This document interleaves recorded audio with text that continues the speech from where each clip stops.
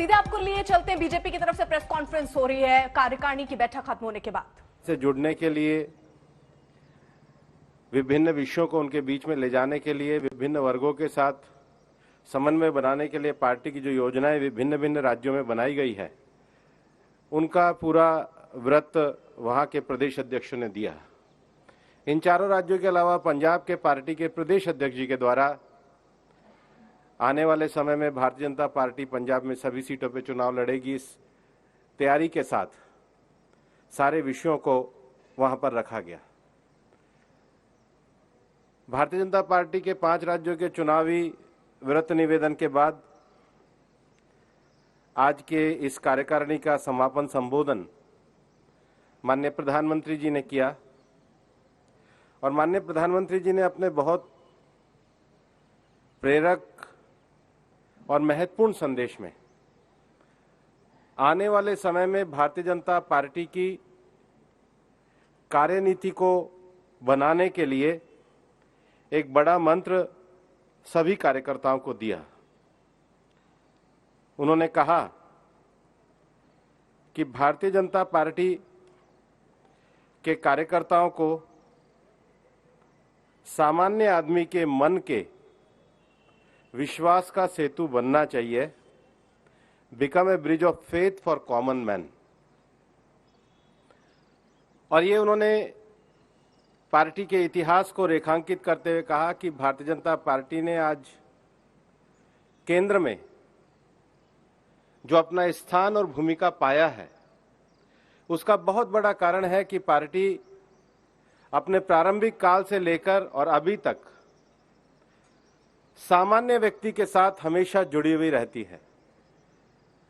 Bharatiya Janata party कोई परिवार आधारित पार्टी नहीं है और इसलिए पार्टी जिन वैल्यूज को लेकर चली है, उसमें सेवा, संकल्प और समर्पण से जुड़कर, कोई एक परिवार के साथ जुड़कर के नहीं, बल्कि पार्टी की ये जो परंपराएं हैं, इन परंपराओं को आगे बढ़ाते हुए और पार्टी के कार्यकर्ताओं की कड़ी मेहनत और परिश्रम के कारण हम आगे बढ़े हैं।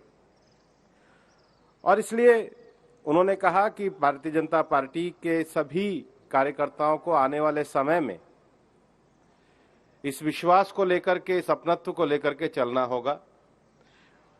और 19 महीने के इस कार्यकाल में जो कोविड वाला एक समय गुजरा है, उसमें भारतीय जनता पार्टी के राष्ट्रीय अध्यक्ष माननीय जगत प्रकाश नड्डा जी के नेतृत्व में केवल राजनीति नहीं, बल्कि सेवा परमो धर्म, पार्टी ने सेवा को अपने काम का आधार बनाया। और ये देश के राजनीतिक विषय में एक भारतीय जनता पार्टी का योगदान है, जिसमें सत्ताधारी पार्टी ने सारी सुविधा होने के बाद भी सेवा के माध्यम से एक महामारी के दौर में लोगों को जोड़ करके रखा जा सकता है, उसको आगे बढ़ाने का काम किया। और इसलिए उन्होंने इस विषय को आगे बढ़ाते हुए माननीय प्रधानमंत्री जी ने अपने संबोधन में कहा कि लगातार सामान्य व्यक्ति के मन से जुड़कर के जो पार्टी एक राजनीतिक विचार को आदर्श के रूप में लेके चली है, आज उसका एक व्यापक परिणाम भी देखने में आता है। और वो व्यापक परिणाम इस रूप में है कि दुनिया के लोगों ने अनेक क्षेत्रों में, चाहे कोविड में 100 करोड़ लोगों का टीकाकरण हो, चाहे भारतीय अर्थव्यवस्था के सुधार की दिशा हो, और चाहे जलवायु परिवर्तन पे भारत के द्वारा विश्व में स्थापित किए गए मानक हो, उसको स्वीकार किया है। और ये पार्टी ने अपने इस पूरे मूवमेंट से भारत की लोकतांत्रिक व्यवस्था को मजबूत किया है। 5 राज्यों के अध्यक्ष के द्वारा और मुख्यमंत्रियों, 4 राज्यों के मुख्यमंत्रियों के द्वारा जो आगामी चुनाव को लेकर के अपना विषय रखा गया, माननीय प्रधानमंत्री जी ने कहा कि ये भारतीय जनता पार्टी के इन प्रदेशों के नेताओं ने जिस भरोसे और विश्वास के साथ अपनी सरकार की उपलब्धि और संगठनात्मक कार्यों को रखा है, वो इस बात को दर्शाता है कि हम सभी जनता के साथ जुड़े हुए विषयों को लेकर के मजबूती के साथ आगे बढ़ रहे हैं। उन्होंने आने वाले समय में पार्टी के कार्यकर्ताओं को उमंग, उत्साह के साथ कार्य में जुटते हुए पार्टी की कार्य पद्धति को आगे बढ़ाने का आह्वान किया। और आज इस समय में भारतीय जनता पार्टी के द्वारा देश के COP26 को लेकर के, अर्थव्यवस्था में जो सुधार आए हैं उनको लेकर के, और कोविड महामारी में जो भारत ने एक मजबूती के साथ लड़ाई लड़ी है, उन तीनों विषयों को लेकर के भारतीय जनता पार्टी के सभी कार्यकर्ताओं को साहित्य के रूप में एक पुस्तक का वितरण भी किया गया। और उसके साथ ही साथ भारतीय जनता पार्टी एक लंबी परंपरा से जुड़ी हुई पार्टी है, जिसमें 3 पीढ़ियों से 1950 से लोगों ने जो निस्वार्थ काम किया, ऐसे निस्वार्थ कार्यकर्ताओं के लिए एक नमो ऐप पे कमल पुष्प करके एक कार्यक्रम को लॉन्च किया है कि ऐसे जो अनाम कार्यकर्ताओं जिन्होंने आदर्श उदाहरण बनकर या नींव बनकर पार्टी के लिए काम किया है, उनके जीवन परिचय और वृत्तांत को नमो ऐप पे लाया जाए, ताकि जिस बुनियाद पे खड़ी होकर के भारतीय जनता पार्टी ने देश के लोकतंत्र में एक मुकाम हासिल किया, उन सब लोगों को स्मरण किया जाए और पार्टी अपनी पुरानी परंपरा को आगे बढ़ाते हुए, नए मूल्यों के साथ आगे बढ़ते हुए, नए राजनीतिक विचारों और संकल्पों में के साथ कार्य करेगी, अपनत्व के साथ जनता के बीच में कार्य करेगी। ये माननीय प्रधानमंत्री जी का सभी कार्यकर्ताओं के लिए एक बड़ा संदेश था। कुछ बोले अमित जी, बोले। सभी 5 मैंने कहा राज्यों की तरफ से रिपोर्टिंग हुई। 4 राज्यों के मुख्यमंत्री और प्रदेश अध्यक्षों ने उनके सरकारों के द्वारा किए गए कार्य और उनके द्वारा चलाए गए पार्टी के अभियान की जानकारी दी। और माननीय प्रधानमंत्री जी ने कहा कि बहुत भरोसे और विश्वास के साथ जो रिपोर्टिंग करी है, भारतीय जनता पार्टी को जनता का आशीर्वाद मिलता रहेगा। Lease Matthew.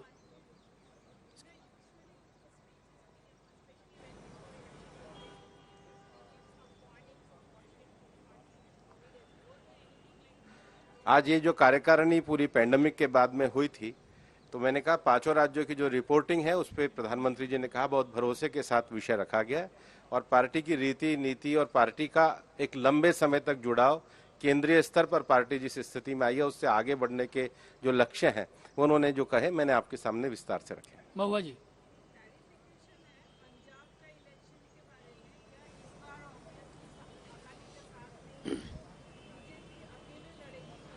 अभी पार्टी के जो प्रदेश अध्यक्ष के द्वारा किया गया कि पार्टी सभी जगहों पे लड़ रही है। आप पूछिए।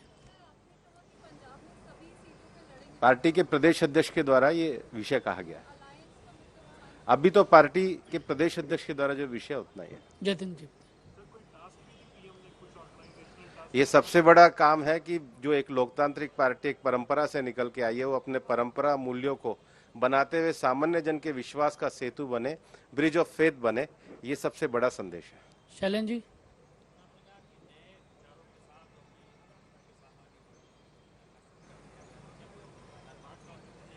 जैसे सेवा ही संगठन पार्टी ने एक नया विषय दिया है, एक राजनीतिक आयाम में सेवा को जोड़ा है, तो विचार हमारे वही है, लेकिन कार्य पद्धति में जो नए आयाम होते हैं उन नए आयामों को जोड़ा जाए। राकेश जी।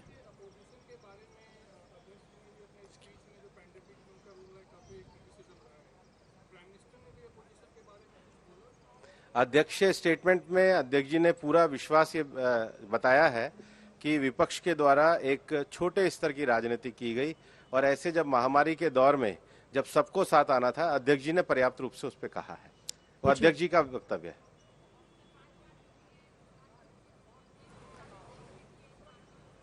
पूरी पार्टी के लिए प्रधानमंत्री जी जब संबोधित करते हैं तो पार्टी के एक लंबे विजन, लक्ष्य और कार्यों के लिए वो करते हैं, सभी कार्यकर्ताओं का उत्साह वर्धन के लिए। और 5 राज्यों में जो रिपोर्टिंग की गई है उस पर उन्होंने बहुत भरोसा जताया। विनीत।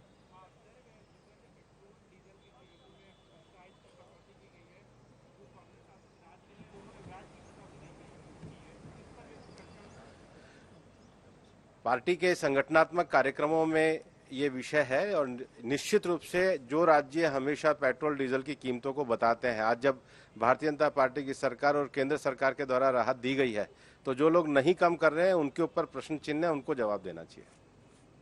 पूछिए, आप पूछ रहे थे।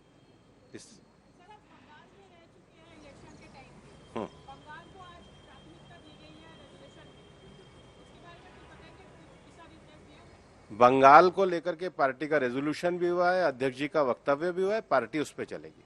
समिति जी बोलिए। जी थोड़ा तेज।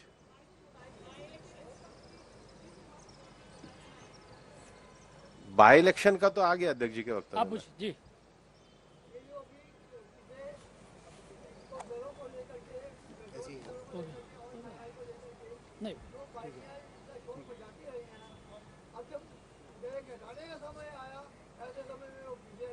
मैं जवाब दे चुका हूं। शैलेंद्र जी पूछो, अब दोबारा पूछो।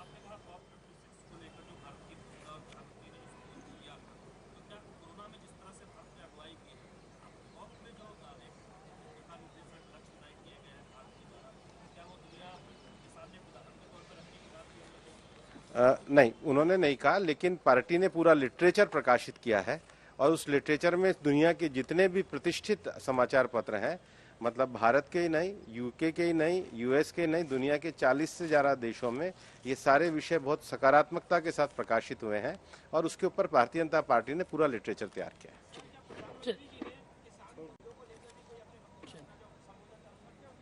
प्रधानमंत्री जी ने पूरी पार्टी की कार्यपद्धति, विस्तार, आगे बढ़ने का लक्ष्य, संकल्प, उत्साह और उमंग के साथ पार्टी के कार्यकर्ताओं को जो जाने का विषय है और उसके साथ भारतीय जनता पार्टी का हिंदुस्तान के डेमोक्रेटिक सेटअप को आगे बढ़ाने का विषय है, वो पूरी तरीके से रखा है। धन्यवाद सबका। 50 मिनट।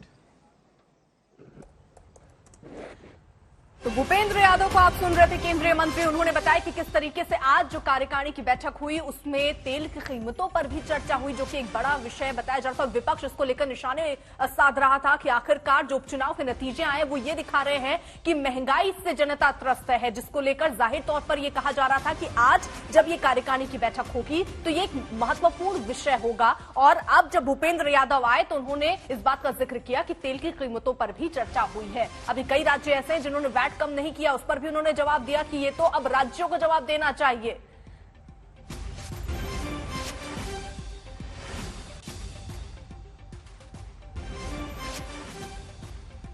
हिमांशु हमारे साथ, हमारे सहयोगी इस वक्त जुड़ चुके हैं, हिमांशु मिश्रा। हिमांशु, देखिए, भूपेंद्र यादव ने काफी हद तक तस्वीर क्लियर की कि अंदर किस तरीके से बातचीत हुई, लेकिन आपके पास क्या जानकारी है? प्रधानमंत्री नरेंद्र मोदी ने क्या कुछ कहा आज इस कार्यकारिणी की बैठक में?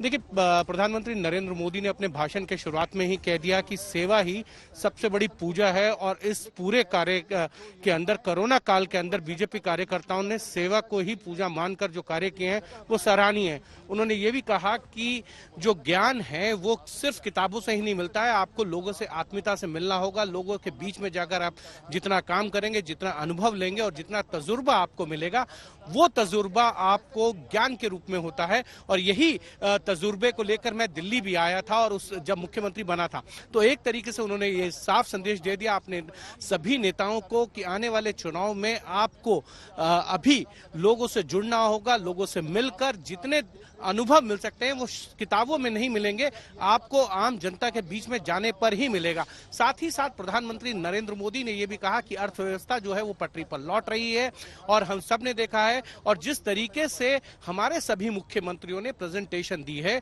उसके बाद ये कहा जा सकता है कि बीजेपी अपनी जीत की तरफ एक बार फिर से इन राज्यों में बढ़ रही है। लेकिन बड़ी चीज ये है कि प्रधानमंत्री नरेंद्र मोदी ने साफ संदेश दिया कि आपको आम लोगों के बीच में जाना होगा, उनके साथ आत्मीयता से मिलना होगा, उनके साथ मिलकर काम करना होगा, तब आपको अनुभव और तजुर्बे होंगे। वही असली ज्ञान है और उसी से आपको आगे बढ़ने में बहुत आसानी होगी, शासन करने में, सरकार चलाने में, संगठन को चलाने में। तो एक तरीके से आम जनता के बीच में रहने की जो हिदायत है वो प्रधानमंत्री नरेंद्र मोदी की तरफ से जो है इस कार्यकारिणी के अंदर पार्टी के नेताओं को, सांसदों को, मंत्रियों को और विधायकों और साथ ही साथ कार्यकर्ताओं को दी गई है। ठीक है हिमांशु, यानी दो महत्वपूर्ण चीजें जिस पर हमेशा से बीजेपी का फोकस रहा है, चाहे 2014 में लगा लें या अभी हम देखें, एक तो संगठन मजबूत करना, जिसको लेकर भी आज प्रधानमंत्री नरेंद्र मोदी की तरफ से बातें कही गई कि किस तरीके से संगठन मजबूत हो सकता है, जिस पर जेपी नड्डा तो काम कर ही रहे हैं। साथ ही साथ जो काम अभी एनडीए की सरकार में हुआ वो जनता तक पहुंचाना, ये दो महत्वपूर्ण बातें रही, ये समझे?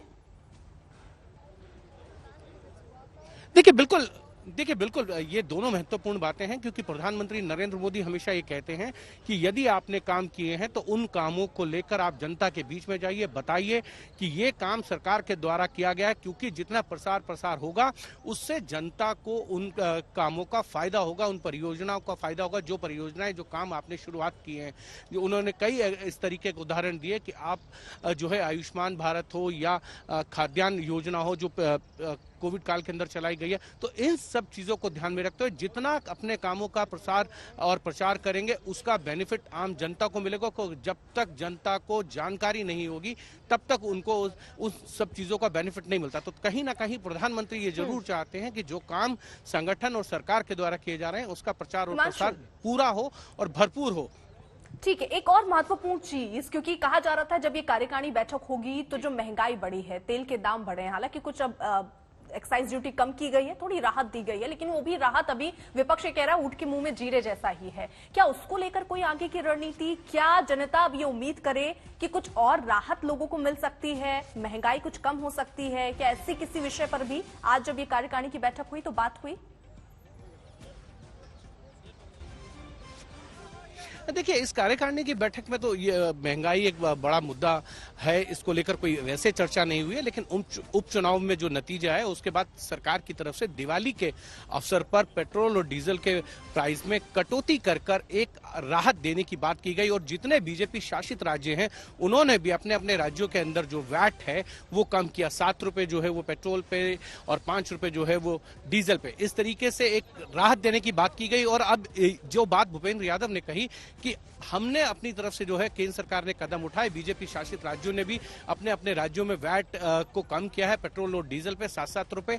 अब बारी उन लोगों की है जो विपक्ष की शासित सरकारें राज्यों में वो क्यों नहीं दे रहे हैं, इस पर जवाब देना चाहिए। और अब ये कहा जा सकता है कि बीजेपी की जो स्ट्रेटेजी रहेगी इस चुनाव में कि बीजेपी ने अपना काम कर दिया महंगाई को लेकर, चाहे वो पेट्रोल और डीजल के प्राइसेस को लेकर है और बीजेपी शासित राज्यों में भी किया गया, लेकिन विपक्ष के द्वारा शासित राज्यों के अंदर अभी तक क्यों नहीं जो है वैट को कम करके आम जनता को राहत दी गई है। तो कहीं ना कहीं बीजेपी की अब ये स्ट्रेटेजी रहने वाली है कि विपक्ष को घेरा जाए इस महंगाई के लिए कि वो क्यों नहीं अपने अपने राज्यों के अंदर जो है वैट को घटा के डीजल और पेट्रोल की कीमतों में कमी लाते हैं। और बिल्कुल देखिए, 6 घंटे के करीब ये बीजेपी की कार्यकारिणी बैठक हुई और इसमें कई ऐसे मुद्दे जिस पर चर्चा हुई थी, कई बयान भी सामने आए थे। जरा अब आपको वो सुनवा देते हैं। प्रधानमंत्री जी की कोरोना को इस कठिन की स्थिति में चुनौती भरे रास्ते से देश को आगे ले जाने के लिए उनकी वैश्विक नेतृत्व के कारण आज विश्व उनको कई विकासशील देश और अनेक विकसित देश उनकी प्रशासनिक पहल की आदर्श मानते हैं।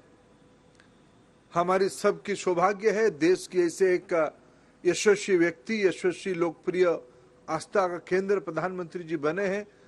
9 महीने के अंदर अप्रैल महीना में 2000 अप्रैल महीने में प्रधानमंत्री जी वैक्सीनेशन के लिए टास्क फोर्स बनाते हैं, स्वयं उस लैबोरेटरीज को पहुंचते हैं, वैज्ञानिकों की हौसला बढ़ाते हैं, प्रोत्साहित करते हैं। उसकी सुखद परिणाम आज देश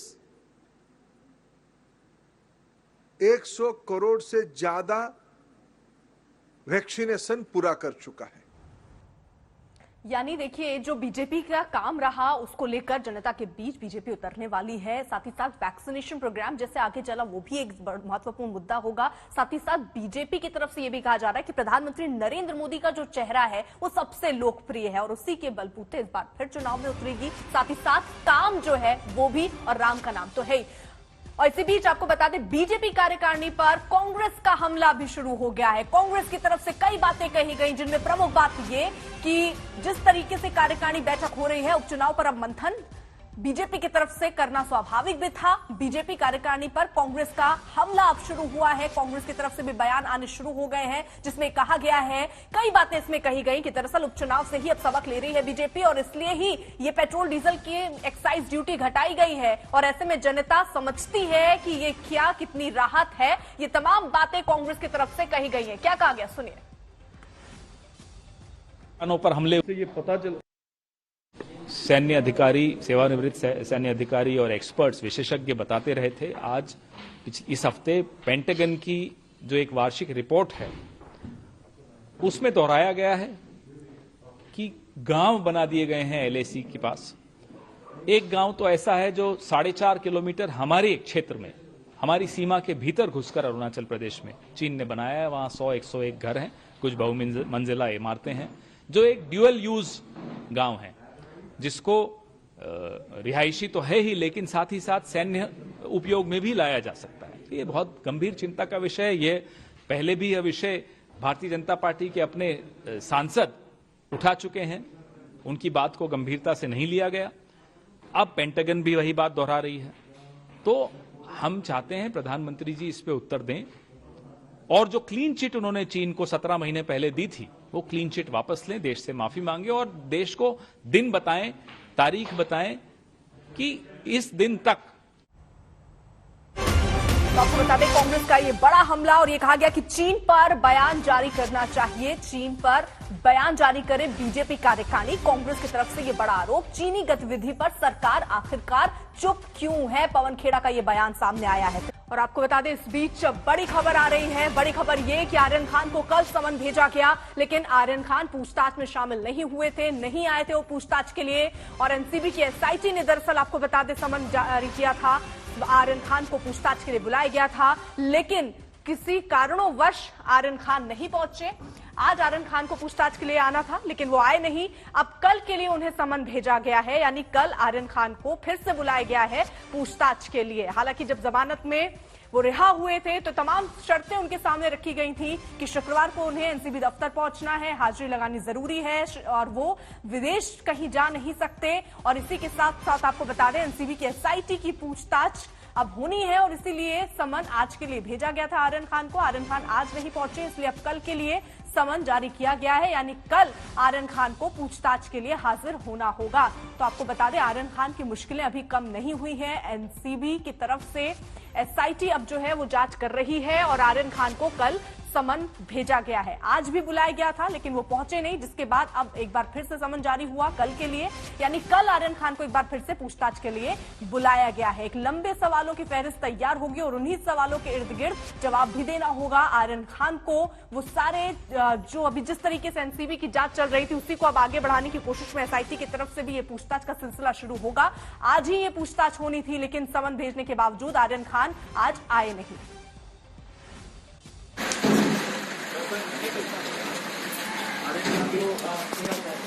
आज के लिए सर हाँ यस हो गया। योगी इस वक्त जुड़ चुके हैं, यानी पंकज, आज समन जारी करके आर्यन खान को बुलाया गया था, क्या बातें कही गई? आज क्यों नहीं आए आर्यन जब उनको बुलाया गया था पूछताछ के लिए?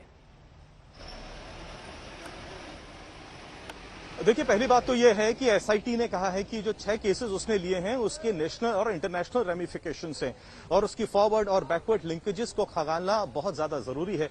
और आते ही उसने कई लोगों को समन्स भी भेज दिए, जिसमें आर्यन खान, अरबाज मर्चेंट और अचित कुमार शामिल थे। अरबाज मर्चेंट, अचित कुमार अभी भी नारकोटिक्स कंट्रोल ब्यूरो के मुंबई हेडक्वार्टर्स में मौजूद हैं, जहां उनका जो स्टेटमेंट है वो रिकॉर्ड किया जा रहा है। ये बात बिल्कुल सही है कि आर्यन खान को भी समन दिया गया था, आज उनको पेश होना था, लेकिन वो अभी तक एनसीबी दफ्तर में यहां पर नहीं आए हैं। हालांकि दिलचस्प बात तो यह है कि senior IPS official Sanjay Singh, जो कि एसआईटी के हेड हैं, वो अभी तक रविवार के दिन भी एनसीबी के दफ्तर में मौजूद हैं और खुद सुपरवाइज कर रहे हैं तमाम केसेस को।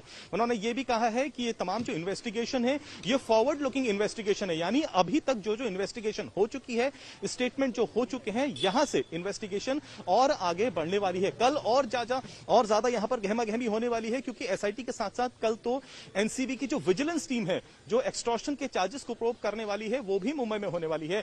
यानी एनसीबी में कल गतिविधियां और ज्यादा बढ़ जाएंगी। लेकिन एनसीबी के एक सीनियर अधिकारी ने हमें यह भी कहा है कि एसआईटी पूरी हरकत में आ चुकी है। 6 के 6 केस से जितने भी लोग जुड़े हैं, चाहे वो डायरेक्टली इनडायरेक्टली जुड़े हैं, उन सबको बुलाया जाएगा, उन सबको समन किया जाएगा और उनके स्टेटमेंट्स रिकॉर्ड किए जाएंगे। तो इसका सीधा सीधा मतलब है आर्यन खान भी यहां पर आएंगे। कैबिनेट मिनिस्टर नवाब मलिक के दामाद समीर खान, जो इस साल के शुरू में गिरफ्तार हुए थे और सितंबर माह में जिनको बेल मिली थी और जब बेल पर बाहर है, उनको भी यहां पर बुलाया जाएगा। एक तरफ तमाम केसेस से राजनीति खत्म होने का नाम नहीं ले रही है और इधर जी ठीक है, मौजूद है। यानी कुल मिलाकर आर्यन खान को अब एक बार फिर कल के लिए समन भेजा गया और कल उन्हें फिर से पूछताछ के लिए एक बार बुलाया गया है। बहुत बहुत शुक्रिया पंकज तमाम जानकारी के लिए। तो मुंबई के ड्रग्स केस में एक बार फिर महाराष्ट्र के मंत्री नवाब मलिक सामने आए हैं और इस बार उनका हमला समीर वानखेड़े के साथ साथ उस शख्स पर हुआ जिसने एक दिन पहले ही मंत्री पर निशाना साधा। मोहित कंबोज ने कल ये आरोप लगाए कि एनसीपी नेता सुनील पाटिल ही इस पूरे खेल के मास्टरमाइंड है और उसी के जवाब में नवाब मलिक ने आरोपों की बौछार कर दी। नवाब मलिक आज फिर आए और जमकर बोले। ऐसे बोले कि ड्रग्स का मामला सियासी हो गया। एनसीबी वर्सेस बीजेपी की लड़ाई और तेज हो गई। नवाब मलिक के हमलों के केंद्र में रहा मोहित कंबोज, वही शख्स जिसने एक दिन पहले ही कई गंभीर आरोप लगाए, नवाब मलिक पर पलटवार भी किए। मंत्री ने आरोपों की शुरुआत मोहित कंबोज के साथ की और समीर वानखेड़े पर निशाना साधते हुए सैम डिसूजा तक पर पहुंच गए। सुनिए नवाब मलिक के धुआंधार आरोप का सबसे बड़ा वार। ऋषभ सचदेवा ये कंबोज का साला है। प्लान करके उसे ले जाया गया। 27 तारीख को प्लान तय हो गया था। जो कि पगार है वो कह रहा था कि इनकी चर्चा हुई कि अब पैसे बड़े आने वाले हैं। उसे ले जाया गया। बाद में उसे केपी गोसावी ने अपने पोजीशन में रखा। पैसे मांगे गए। 18 करोड़ की डील हुई। 50 लाख उठाए गए और जब सेल्फी वायरल हो गई तो उस पर कि पैसा नहीं मिलेगा तो उसे आरोपी बना दिया गया। जिक्र आर्यन ड्रग्स केस का था। मोहित कंबोज के बहाने निशाना था समीर वानखेड़े पर। नवाब मलिक ने कहा कि यह पूरा मामला अपहरण और फिरौती का है। मामला बीजेपी से जुड़े मोहित कंबोज का है, लिहाजा मंत्री ने हमले में देर नहीं लगाई। किडनैपिंग का मास्टरमाइंड है वो मोहित कंबोज है। उगाई के खेल में मोहित कंबोज ये वानखेड़े का साथी है।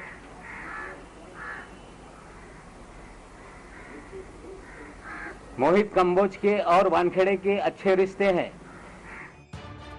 नवाब मलिक जिस मोहित कंबोज को मास्टरमाइंड बता रहे हैं वो सुनील पाटिल नाम के शख्स को मास्टरमाइंड बता रहा था। मोहित कंबोज ने अभी एक दिन पहले ही कहा था कि सुनील पाटिल के जरिए ही इस ड्रग्स केस की नींव डाली गई। इसका पूरा मास्टरमाइंड है सुनील पाटिल। नाम आप गौर से लिखिएगा, सुनील पाटिल।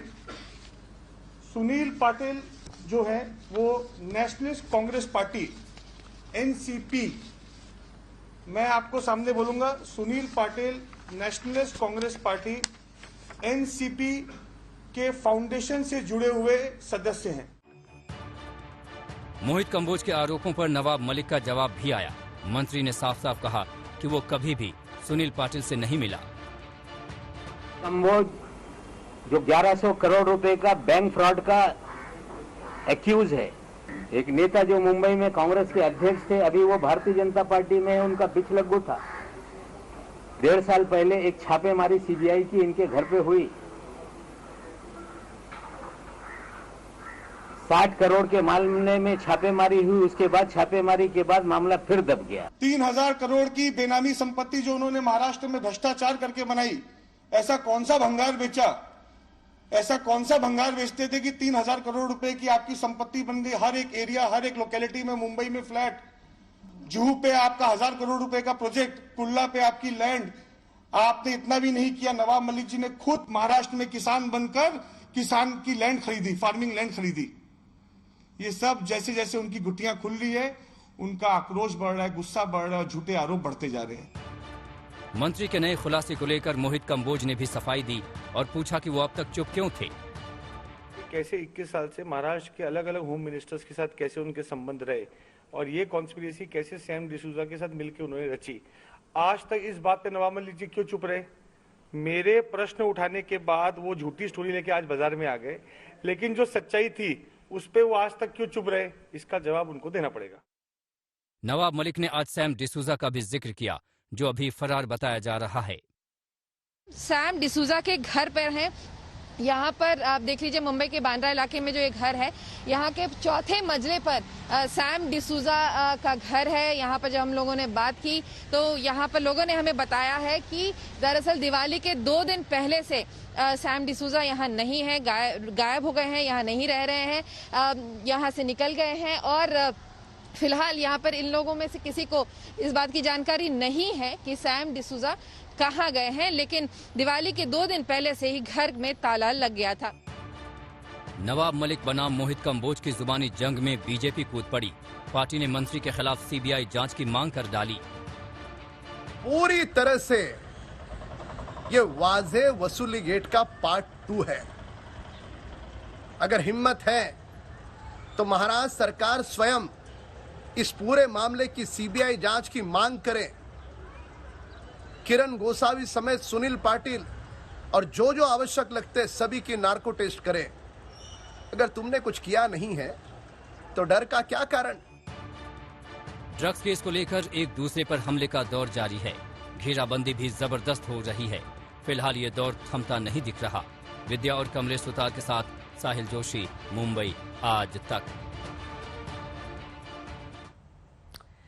अब नवाब मलिक के नए आरोपों को लेकर उनसे बात की आज तक संवाददाता कमलेश सुतार ने। क्या कुछ खास कहा उन्होंने, जरा सुनिए। क्या आरोप है? आप कह रहे हैं कि ये पूरा फिरौती का मामला है, किस आधार पर आप ये कह रहे हैं? देखिए, ऐसा है कि दूसरी प्रेस कॉन्फ्रेंस में मैंने बताया था कि ऋषभ सचदेवा, प्रतीक गाभा और आमिर फर्नीचर वाला को छोड़ा गया। कोर्ट में आर्यन के वकीलों ने कहा कि ये खुद नहीं आया, इसे पार्टी में लाया गया प्रतीक गाभा और आमिर फर्नीचर वाला के जरिए। ये तीनों को छोड़ा गया। ऋषभ सचदेवा ये कंबोज का साला है, प्लान करके उसे ले जाया गया। 27 तारीख को प्लान तय हो गया था। जो कि पगार है वो कह रहा था कि इनकी चर्चा हुई कि अब पैसे बड़े आने वाले हैं। उसे ले जाया गया। बाद में उसे केपी गोसावी ने अपने पोजीशन में रखा। पैसे मांगे गए, 18 करोड़ की डील हुई, 50 लाख उठाए गए। और जब सेल्फी वायरल हो गई तो उस पे कि पैसा नहीं मिलेगा तो उसे आरोपी बना दिया गया। तो पूरा मामला किडनैपिंग और रैंसम वसूली का है और आने वाले दिनों में चीजें धीरे धीरे स्टेब्लिश हो रही हैं। आप ये कह रहे हैं कि इस पूरे मामले के मास्टरमाइंड भाजपा के नेता रहे मोहित कंबोज है? मुझे लगता है आर्यन के किडनैपिंग का दिमाग उनका है। उनके साले के जरिए ये 2 लड़कों ने उसे इनवाइट किया। जांच में चीजें सामने आएंगी। आपको लगता है या फिर आपके पास इसके अलावा कुछ पुख्ता सबूत भी है? कि कोर्ट में आमिर फर्नीचर वाला और प्रतीक गाभा के जरिए ये आर्यन वहां पहुंचा, ये बात सच है। ये तीनों को छोड़ा गया। ऋषभ सचदेवा कंबोज का साला है। कंबोज पहले दिन से छटपटा रहा है। कंबोज वानखेड़े के साथ मिला हुआ है। तो हमें लगता है ये साजिश है। चीजें धीरे धीरे जो विजय पगारे का बयान आया है, जिस तरह से बयान आ रहे हैं, लग रहा है कि इस किडनैपिंग में वो भी शामिल है। ये आपने आज एक और गंभीर आरोप किया है कि महाराष्ट्र सरकार को बदनाम करने की साजिश थी, क्योंकि महाराष्ट्र के एक मंत्री को वहां पर बुलाया गया था। देखिए, हमारे असलम शेख साहब हैं जो गार्डियन मिनिस्टर है मुंबई सिटी के। उनके पास पोर्ट का डिपार्टमेंट भी है। काशिफ खान जो है वो लगातार उन्हें परसू कर रहा था कि आप पार्टी में आए, लेकिन असलम खान अपनी व्यस्त कार्यक्रम की वजह से नहीं गए। हमें और भी जानकारी है, कई नेताओं के, मंत्रियों के जो परिवार के नौजवान बच्चे हैं उन्हें भी परसू किया जा रहा था। उन्हें भी लगातार कि आप इस पार्टी में आइए, ये एक अलग इवेंट है, इस तरह से। लेकिन उन लोगों ने कहा, निर्णय लिया कि 1300-1400 लोगों के बीच में कोविड का पीरियड है, एक जिम्मेदार पद पे हमारे परिवार के लोग हैं, हम लोग नहीं जाएंगे। इस तरह से वो भी नहीं गए। तो हमें लगता है कि कहीं एक जो पंजाब की सरकार में चीजें हो रही थी, वो चीजें उड़ता पंजाब की तरह उड़ता महाराष्ट्र एस्टेब्लिश करने का कोई खेल था क्या? हमें लगता है काशिफ खान की गिरफ्तारी के बाद चीजें सामने आएंगी। मोहित कंबोज ने जिस सुनील पाटिल को ड्रग केस में मास्टरमाइंड बताया, उससे आज तक संवाददाता कमलेश सुतार ने एक्सक्लूसिव बातचीत की और तमाम आरोपों के बारे में जाना। आर्यन खान मामले में जिस तरह से नए नए खुलासे हो रहे हैं, इस वक्त मेरे साथ एक और शख्स है जिनका नाम पिछले कुछ दिनों से लगातार चर्चा में है। मोहित कंबोज ने कहा था कि इस पूरे खेल के मास्टरमाइंड सुनील पाटिल है। सुनील पाटिल के जरिए टिप मिली थी, उनके जरिए ही इस पूरे मामले में पैसे की उगाही का काम हुआ था, ऐसे आरोप उन पर लगे थे।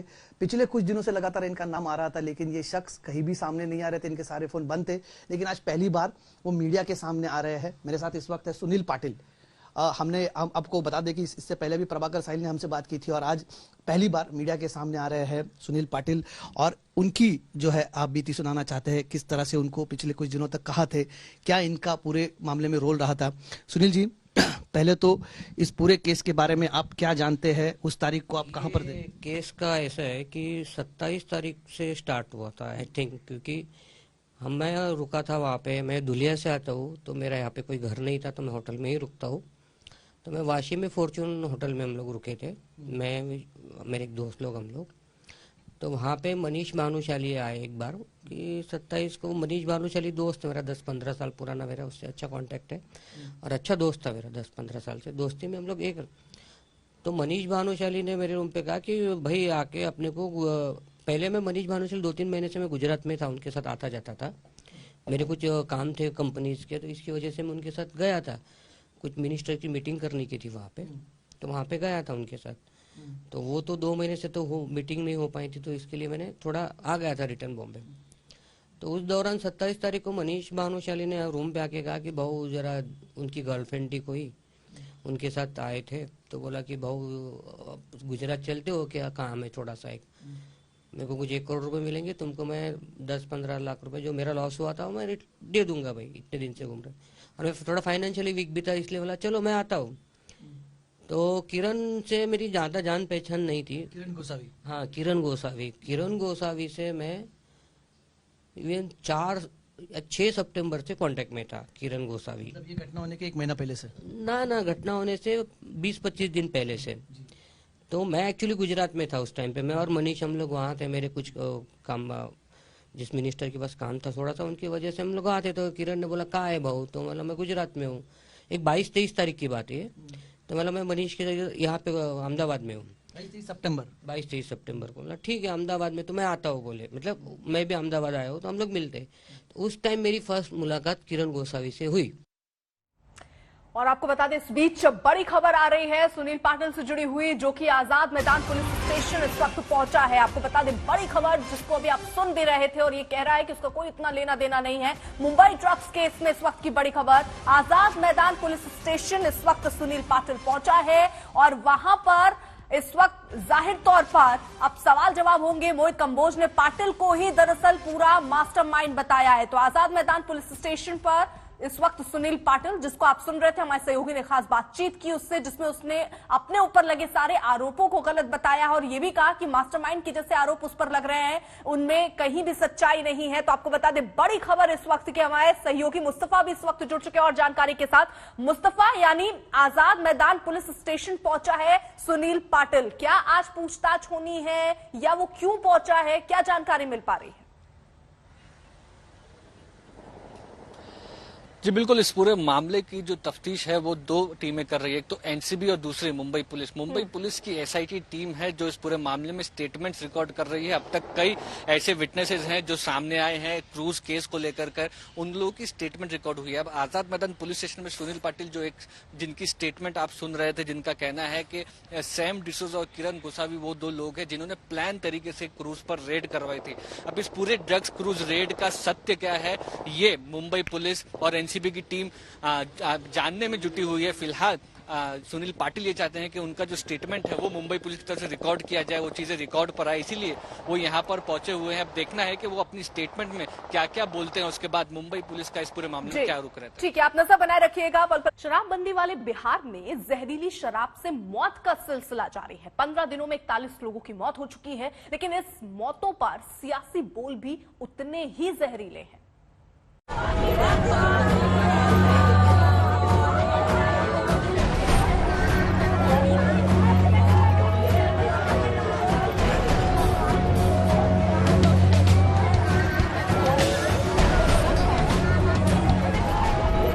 मुख्यमंत्री कह रहे हैं चीज बुरी है, आजमाओगे तो जान से जाओगे।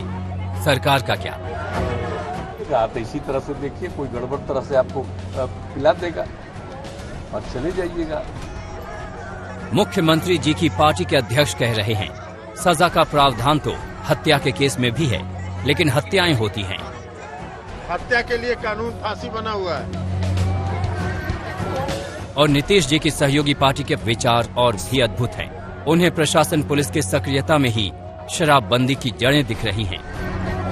जहां पर पुलिस ज्यादा एक्टिव है वहां पर यह घटनाएं ज्यादा हो रही हैं। तो बिहार में सत्ताधारी खेमे के 3 बड़े चेहरों के विचार सुन लीजिए और समझ लीजिए कि यहाँ आए दिन जहरीली शराब पीकर लोग दम क्यों तोड़ रहे हैं।